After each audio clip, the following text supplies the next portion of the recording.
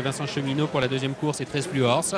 François-Xavier Bertras ici au premier plan, concentré. Il monte l'un des concurrents, Vuzoul, un fils de Torres Estrella, ancienne lauréate de la poule d'essai des Pouliches ou la selle d'Olivier Pellier.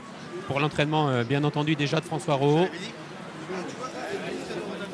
C'est le deuxième favori de la course à 3,80 €, Vuzoul.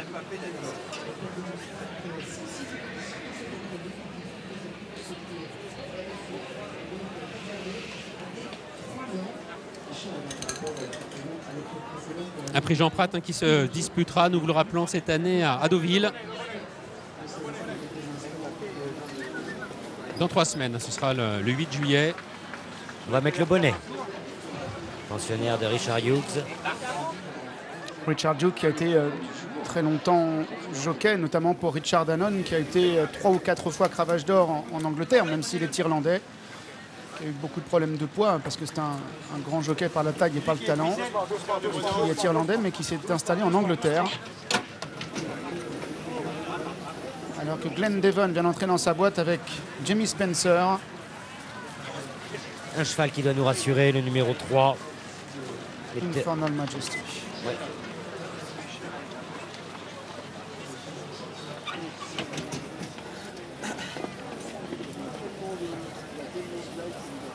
Deuxième du Jebel, Magic Bibou.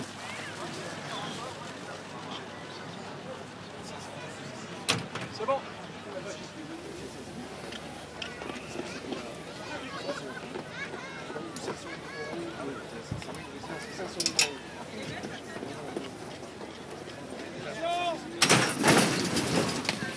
Le prix Paul de Moussac Longines, c'est un nouveau groupe 3. Celui-ci est réservé aux 3 ans et parmi ces 3 ans, il y a une pouliche qui s'appelle Windshimes. Elle porte le numéro 7, c'est la favorite. Elle est pour l'instant à l'arrière à la Dimster qui est dans son dos. Pour le moment, c'est le numéro 2, Glenn Devon, qui assure le rythme et qui met du train. Content de longueur d'avance sur le numéro 1, Vuzoul, qui vient dans son dos, alors que le numéro 4, Magic Bibou, est en 3e position devant le numéro 3, Infernal Majesty. On retrouve également le numéro 6, Merrizy, qui est patient en léger retrait, venant encore devant la grise Windshimes qui est en avant-dernière position, et puis le numéro 5 Dimster qui ferme la marche. Ils abordent maintenant le dernier tournant. Glenn Devon qui a toujours les commandes avec une longueur devant le numéro 1 Vuzoul qui vient 2e, alors qu'en 3e position galope le numéro 4 Magic Bibou. Infernal Majesty est en 4e position. Merrizy qui vient également avec Windshimes qui est en avant-dernière position, et Dimster qui ferme la marche au moment où ils vont sortir du dernier tournant et aborder la dernière ligne droite.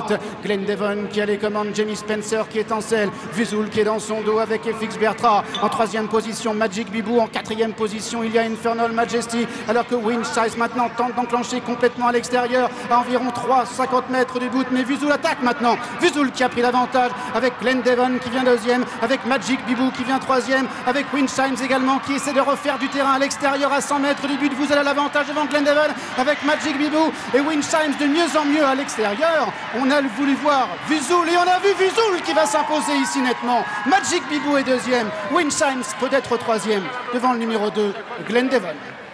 Vuzoul qui s'impose dans un cavalier seul dans ce prix Paul de Moussac, confirmant toute l'étendue de son talent et confirmant également ses très bonnes lignes. Elle s'est intercalée entre Mer et Nuage et Intelligent, des chevaux qui ont brillé dans les groupes 1. Enfin, Intelligent c'est déjà fait, Mer et Nuage ce sera fait sans doute à l'occasion du Jean Prat. La 2e place pour Magic Bibou. Windshimes avait beaucoup de terrain à refaire, elle a fait un petit bout, elle est 3e. As 4 et 7 pour l'arrivée chiffrée de ce 4e rendez-vous avec Vuzoul qui a quand même largement dominé les débats, Dominique. Oh bah, y a une classe au-dessus des autres là, tout simplement. Le cheval a été monté en 2e position. Le leader lui a pris quelques longueurs et ça c'est jamais évident d'être un peu le tampon entre le paquet et un cheval qui va un peu vite devant. Et il s'est rééquilibré. FX a gagné de ce qu'il a voulu. On pense que le cheval pouvait aller encore beaucoup plus vite dans la ligne droite. C'était remarquable à regarder. Magic Bibou qui se rachète.